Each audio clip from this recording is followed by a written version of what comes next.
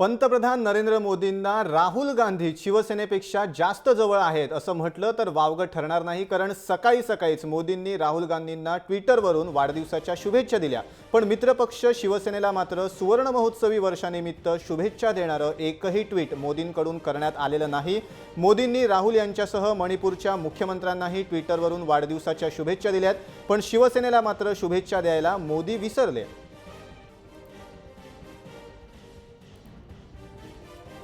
नरेंद्र मोदींना शिवसेनेपेक्षा राहुल गांधी जवळ आहेत असं म्हटलं तर वावगं ठरणार नाही। अजूनही नरेंद्र मोदींनी शिवसेनेला वर्धापन दिनाच्या 50व्या वर्धापन दिनाच्या शुभेच्छा देणारं एकही ट्विट व्यक्त केलेलं नाहीये। त्यामुळे शिवसेनेकडनं आणि शिवसैनिकांकडनं संताप व्यक्त करण्यात येतोय।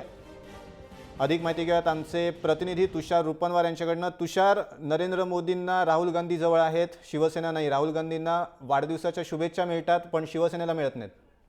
अनिकेत, आज जर आपण पाहिलं असेल तर काँग्रेसचे उपाध्यक्ष राहुल गांधी यांचा वाढदिवस आहे, तर दुसरीकडे शिवसेनेचा 50वा वर्धापन दिन आहे। आज सर्व शिवसैनिकांसाठी हा सुवर्ण दिवस आहे।